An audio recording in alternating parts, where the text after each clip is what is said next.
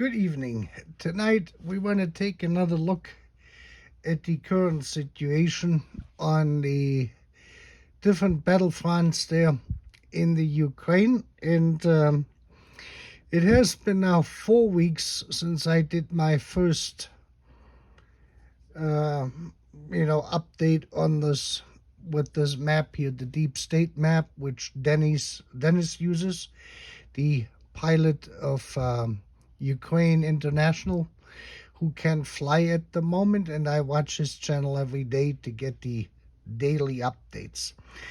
And if you may remember, this is one of the two focal points we had 4 weeks ago, was here Izium, and I want to revisit this, and then we're going to take a look at the reason why we haven't really gotten to this. If you may remember, I have Izium right here, this here. You can see this is now reddish because it is now occupied. We had this road here in Izium, which the Russians couldn't take, and they couldn't get over the river. This is where they were going. They were here on this side of Izium. And they had to try and to work their way around it through the forest here. This is this greenish area now covered by the red. And then they were trying to get over that little Donetsk river, I think. Seversk Donetsk, I cannot pronounce this correctly, but Donetsk is the Seversk Donetsk.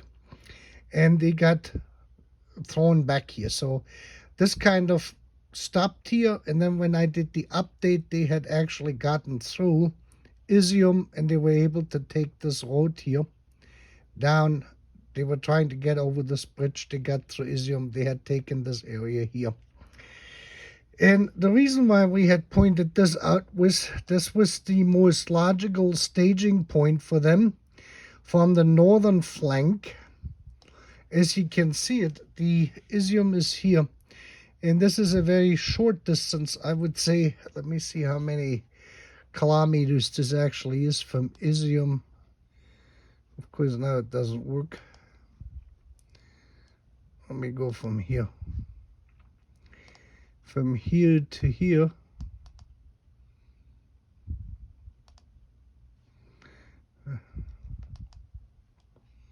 From here, oops, I have to do it one more time.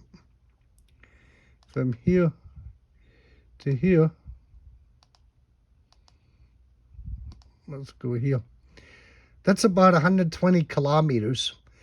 And this is pretty much Russian-controlled territory. This is right into Russia. This is basically when you look here. So here you actually are in Russian territory in the town of Urazova, which seems to be something a little bit larger. And so this is a pretty secure supply line for them. And then we had looked down here in Donetsk, in this region here, around Verkhnottoretsky. Please forgive me if you're Ukrainian, how I mishandle your names there.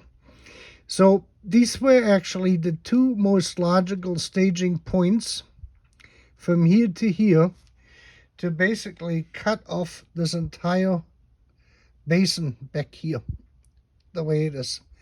And I had said from here to here was approximately 80 kilometers. If you go through with the tank, it would take you probably a couple hours, 3 hours, driving over this road here. And the question now is, why did the Russians decide not to do this, to actually fully develop this head here and down here as two staging points for the pincer movement, closing this all off in one shot? And the answer for this is fairly simple. For this, we have to look at two numbers.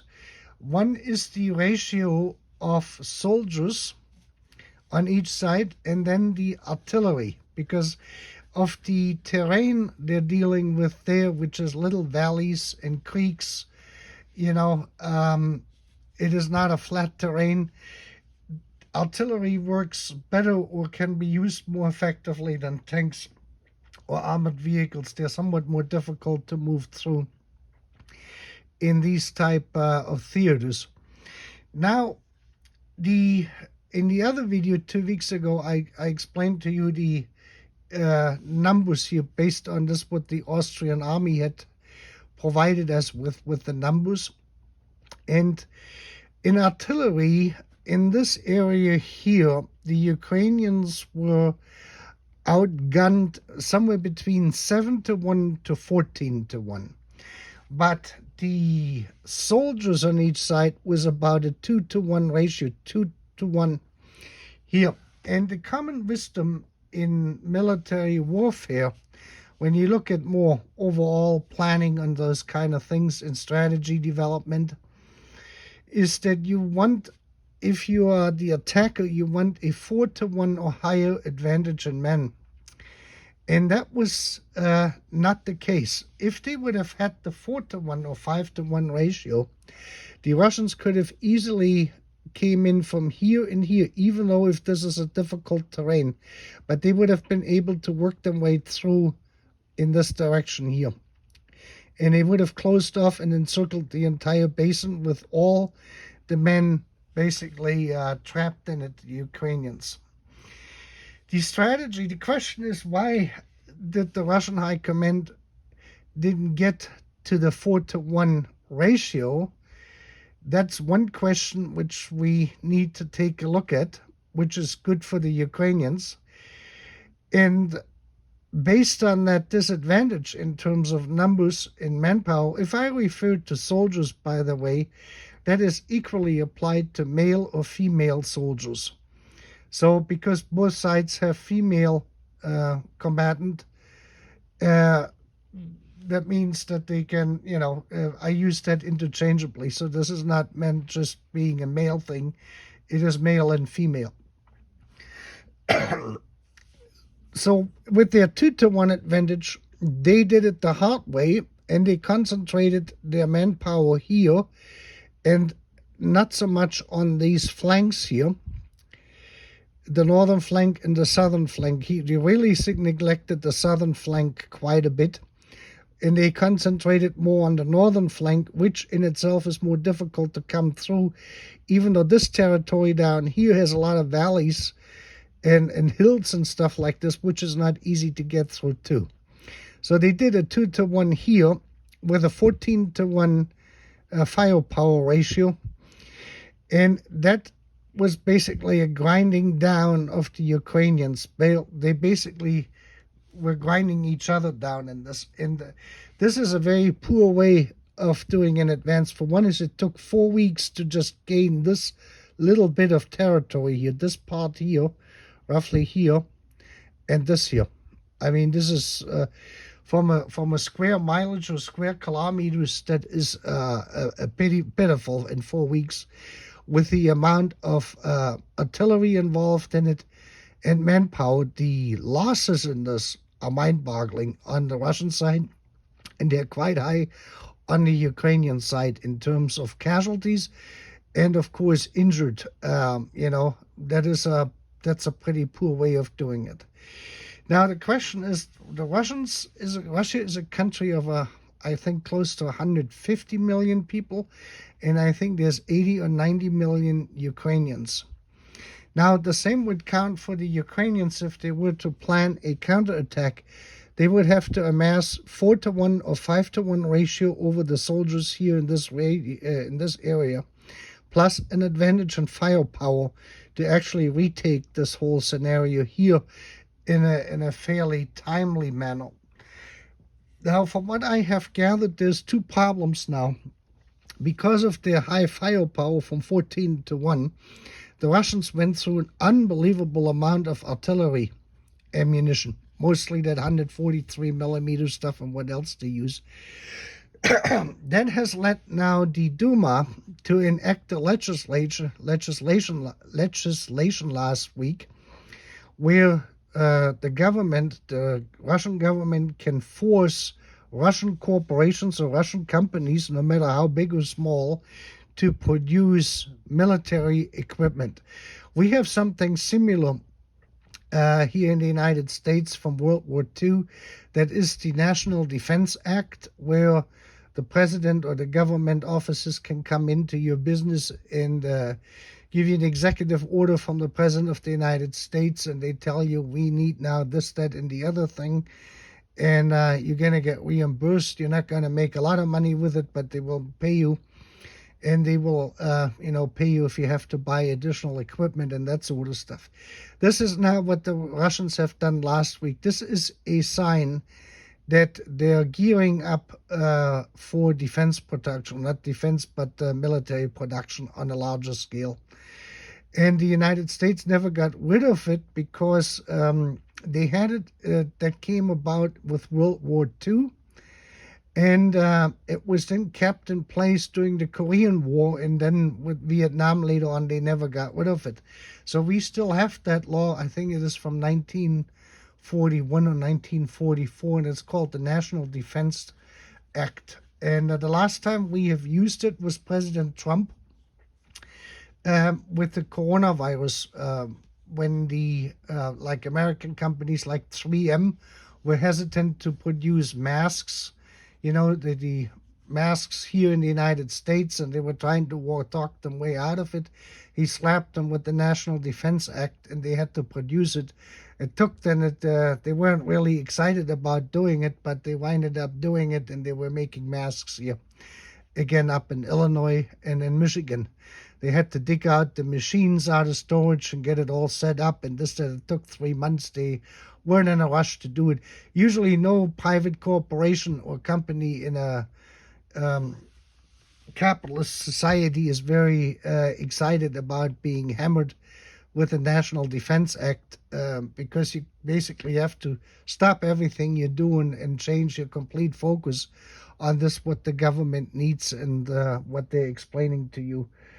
And of course, it's a criminal thing, is if you don't go along with it, then they can come down on you pretty hard with this, that, and the other thing. It's like 2 steps below treason if you don't go along with it, just that you have an idea on how significant this is.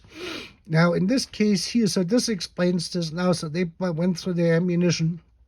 Now they have to produce more ammunition. And Russia has now basically a National Defense Act similar to it. That's what transpired here last week. And the Russian military is trying to get new soldiers, and they haven't really enacted a draft yet, but I would think that this will come sooner than later, because they're not getting enough soldiers out there on the battlefield. And this is what has been hampering them since the beginning, because they thought that was more like a civil kind of riot deal what they're going to walk into, which they could have suppressed fairly easy. But in a full-blown war now situation, what they're finding themselves, whether you declare this as a special operation, military or special operation, that's not the case. So they're underpowered actually in men in order to swiftly complete or accomplish the tasks what they want to do. And I'm not quite sure on how well this is on the Ukrainian side. Now, what I've said is what Dennis said today. No, it was actually the fellow over on Tell the Truth channel. He's an American soldier, very experienced from Afghanistan and Iraq. And he got his channel is Tell the Truth. He goes through these maps every day too. Now, if you may remember what I had suggested, and I said if I was one of the commanding officers in the Ukrainian High Command, is I would have tried, when this was still open here above Kharkiv here on the Russian border, I would have tried to break through here and come through from the northern flank and go back into the rear. I would have went into Russian territory and then attacked them. So you have a two-frontal situation. A two-front situation is never a good point or good situation for the person who is in, or the military units which are in between the two front lines, because you can fire now from both sides, plus you can cut all of their supply lines off. I do not know why the Ukrainian High Command didn't do this. It is the most logic thing. It is like a chess move, and that would have been a very bold move. For one is, you would have told the Russians that you're not afraid of entering their territory. That's one thing. You would have set a very, very strong point here. Secondly, it would have also alleviated the pressure, because the Russians now, which are already thinly stretched here with a 2-to-1 ratio, would have had to move even more people up here, soldiers, in order to now fight the second front. This would have torn this whole thing wide open. So I could not tell you why the Ukrainian High Command didn't do it. On top of it, they lost this area here, which was open, which they could have encircled this group here, and they could have actually attached Belgorod. From a military point, to relieve the pressure cooker down here, to relieve the pressure out of the pressure cooker, you would have to come through here. Now, I do not know what kind of an option you would have to go through here now, the longer route. This would have been a lot shorter from here to here. Let me see how many kilometers this would have been if we say we were here at this point, and just to go over to here would have been only 100 kilometers. So if you go around this, you're probably 120 kilometers, which is not that long. You could have opened up this whole area here and then attacked from the rear. And then we have from here into first of all, you would have disrupted the entire resupply lines. And let me just see if we go here to Izium. Yeah, about 120 kilometers in that direction. So you have 120, 120. So you would need artillery capable of 150 to 200 kilometers range. Then you could have brought your equipment in. You could have fought in this direction here up to the north. You could have kept your rear open, because the Russians have nothing here. Everything is focused around here. They have moved all of their assets in here. This is going to take some time. Plus, you could have taken out all of the rear supply lines. So this is the part I don't understand. Why the Ukrainians didn't go that way. That I couldn't tell you. From a military view, this would have been, especially with men available, that would have been the best thing to do. As thinly as this is secured here, a 2-to-1 to 3-to-1 ratio, Ukrainian 3-to-1 Russians, would have assured a great success of opening this whole area up and then falling in from behind. And then you have a two-frontal situation where they're basically sandwiched in, and you could have then come around, and that would have opened up this entire area here. That would have been it, and you could have done that in 4 weeks easily. But I do not know if this was politically motivated, that the Ukraine did not want to enter Russian territory to defend themselves. This is what we call a forward defense in NATO. And those are usually the most successful ones. And when you employ that kind of strategy, but of course, if you have ideology or political, reservations in this to enter the Russian territory, because you say, I just want to defend the Ukraine, so I'm not entering the Russians, then you probably will never really be able to take this area back, no matter how much manpower you're going to throw at it. You won't be able to hold it, and you won't be able to throw it back until you actually open up a second front from the northern flank. This is my opinion in this, and we will see what they're going to do. You can try to shoot missiles and this, that, and the other thing in here, but to retake this entire territory here, you will have to come through the Russian territory. And we will see if they're going to do this or not. Otherwise, the strategy now, since they have freed up some soldiers here, they're going to basically reorganize and restructure, and then they're going to keep moving in this direction, clearing this out. That may take now, I don't know, maybe another month or so. And then these two pincers are going to move together, and this is going to be a closed front moving in this direction. And then we will see if they're going to stay here. This is going to give you a line around here. I would say this is now the beginning of July. Looking at this, what they got in 1 month, 2 months, 3 months, this might be the end of August. Then they may have closed this whole region off here. And in order to get rid of this, you have to come through the northern side in this. There's virtually no other way. So the battle ain't over until it is over. And like I said, it's the fat lady hasn't sung yet. Nothing is over until the fat lady sings, as they say. So we will keep an eye on this. The strategy right now is pretty much at this point straightforward. They're just gonna, it's like a wall starting to move into this direction. A wall of artillery and soldiers, combined forces, at a 2-to-1 ratio. If this thins out, if the Ukrainians withdraw, then their advantage is going to be 3-to-1, probably at one point, and that will then accelerate this movement over here until the Ukrainians figure out in which direction they want to go with this. And I would say we're probably going to check in another 4 weeks or so and take a look at this. With that, you have a good night.